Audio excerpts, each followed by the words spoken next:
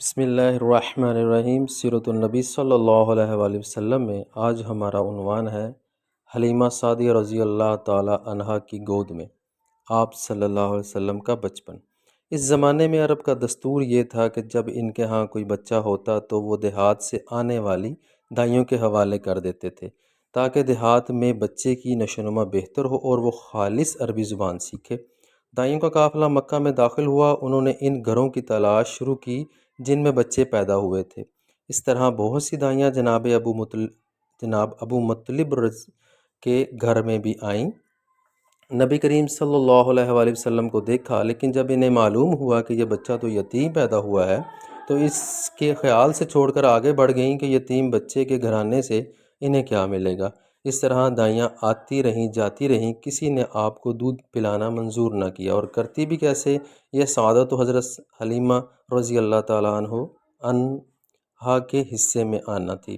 حضرت حلیمہ رضی اللہ تعالیٰ عنہا مکہ پہنچی تو انہیں معلوم ہوا کہ سب عورتوں کو کوئی نہ کوئی بچہ مل گیا ہے اور اب صرف وہ بغیر بچے کے رہ گئی ہیں، اور اب کوئی بچہ باقی نہیں بچا۔ ہاں، ایک یتیم بچہ ضرور باقی ہے جسے دوسری عورتیں چھوڑ گئی ہیں۔ حلیمہ سعدیہ نے اپنے شوہر عبداللہ ابن حارث سے کہا، خدا کی قسم مجھے یہ بات بہت ناگوار گزر رہی ہے کہ میں بچے کے بغیر جاؤں، دوسری سب عورتیں بچے لے کر جائیں، یہ مجھے طعنہ دیں گی، اس لیے کوئی نہ ہم اس یتیم بچے کو لے لیں۔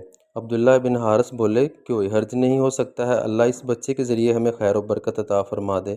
چنانچہ حضرت حلیمہ سعدیہ رضی اللہ تعالی عنہا عبد المطلب کے گھر گئیں۔ جناب عبد المطلب حضرت آمنہ نے انہیں خوش آمدید کہا، پھر آمنہ انہیں بچے کے پاس لے آئیں۔ آپ اس وقت ایک اونی چادر میں لپٹے ہوئے تھے، وہ چادر سفید رنگ کی تھی، آپ کے نیچے ایک سبز رنگ کا ریشمی کپڑا تھا، آپ سیدھے لیٹے ہوئے تھے، آپ کے سانس کی آواز کے ساتھ مشک کی سی خوشبو نکل کر پھیل رہی تھی۔ سبحان اللہ۔ حلیمہ سعدیہ رضی اللہ تعالی عنہا آپ کے حسن و جمال کو دیکھ کر حیرت زدہ رہ گئیں۔ آپ اس وقت سوئے ہوئے تھے، انہوں نے جگانا مناسب نہ سمجھا، لیکن جو ہی انہوں نے پیار سے اپنا ہاتھ آپ کے سینے پر رکھا، آپ مسکرا دیے اور آنکھیں کھول کر ان کی طرف دیکھنے لگے۔ حضرت حلیمہ سعدیہ رضی اللہ تعالی عنہا فرماتی ہیں، میں نے دیکھا آپ کی آنکھوں سے ایک نور نکلا جو آسمانوں تک پہنچ گیا۔ میں نے آپ کو گود میں اٹھا کر آپ کی دونوں آنکھوں کے درمیانی جگہ پر پیار کیا، پھر میں نے آپ کی والدہ اور آپ حضرت عبد المطلب سے اجازت چاہی، بچے کے لیے قافلے میں آئی، میں نے آپ کو دودھ پلانے کے لیے گود میں لٹایا تو آپ دائیں طرف سے دودھ پینے لگے۔ پہلے میں نے بائیں طرف سے دودھ پلانا چاہا، لیکن آپ نے اس طرف سے دودھ نہ پیا، دائیں طرف سے آپ فوراً دودھ پینے لگے۔ بعد میں نے آپ کی یہی عادت رہی، آپ صرف دائیں طرف سے دودھ پیتے رہے، بائیں طرف سے میرا بچہ دودھ پیتا رہا۔ پھر قافلہ روانہ ہوا۔ حلیمہ سعدیہ رضی اللہ تعالی عنہا فرماتی ہیں، میں اپنے خچر پر سوار ہوئی، آپ کو ساتھ لے لیا۔ اب جو ہمارا خچر چلا تو اس قدر تیز چلا کہ اس نے پورے قافلے کی سواریوں کو پیچھے چھوڑ دیا۔ سبحان اللہ۔ پہلے وہ مریل ہونے کی بنا پر سب سے پیچھے رہتا تھا۔ میری خواتین ساتھی حیرانگی سے مخاطب ہوئیں، اے حلیمہ، یہ آج کیا ہو رہا ہے؟ تمہارا خچر اس قدر تیز کیسے چل رہا ہے؟ کیا یہ وہی خچر ہے جس پر تم آئی تھی اور جس کے لیے ایک ایک قدم اٹھانا مشکل تھا؟ جواب میں نے کہا، بے شک یہ وہی خچر ہے، اللہ کی قسم اس کا معاملہ عجیب ہے۔ پھر یہ لوگ بنو سعد کی بستی پہنچ گئے۔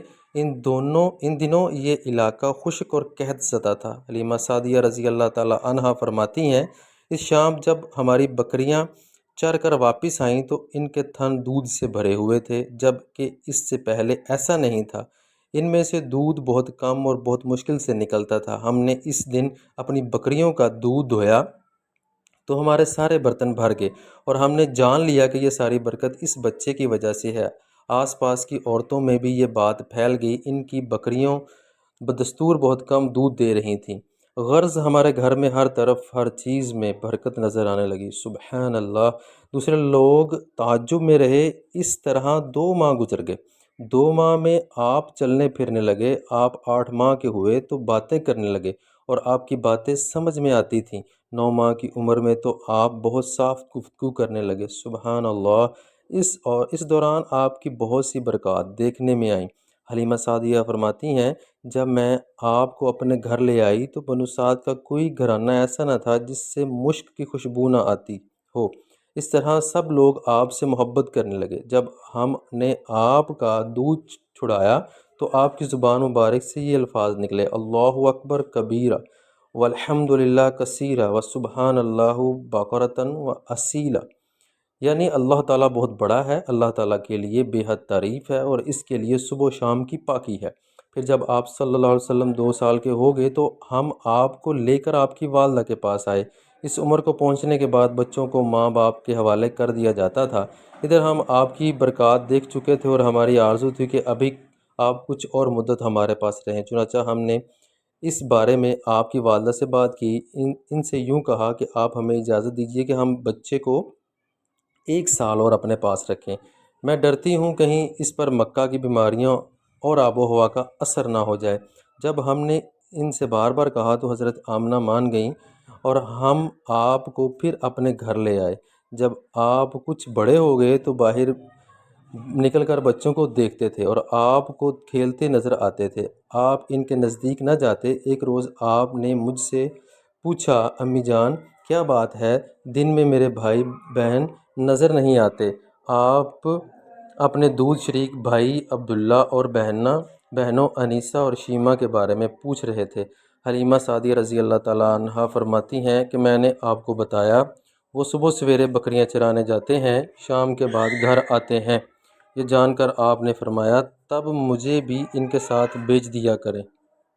اس کے بعد آپ اپنے بھائی بہنوں کے ساتھ جانے لگے۔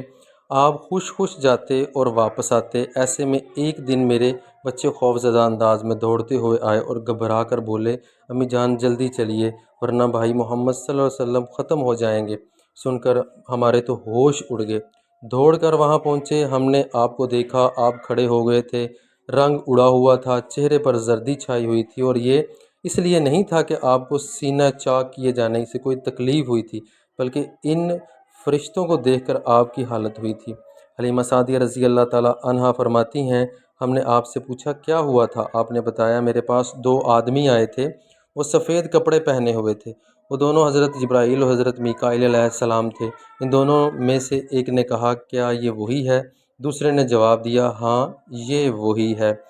پھر وہ دونوں میرے قریب آئے، مجھے پکڑا اور لٹا دیا۔ اس کے بعد انہوں نے میرا پیٹ چاک کیا اور اس میں سے کوئی چیز تلاش کرنے لگے۔ آخر انہیں وہ چیز مل گئی اور انہوں نے اسے باہر نکال کر پھینک دیا۔ میں نہیں جانتا وہ کیا چیز تھی۔ اس چیز کے بارے میں دوسری روایات میں یہ وضاحت ملتی ہے کہ وہ سیاہ رنگ کا ایک دانہ سا تھا۔ یہ انسان کے جسم میں شیطان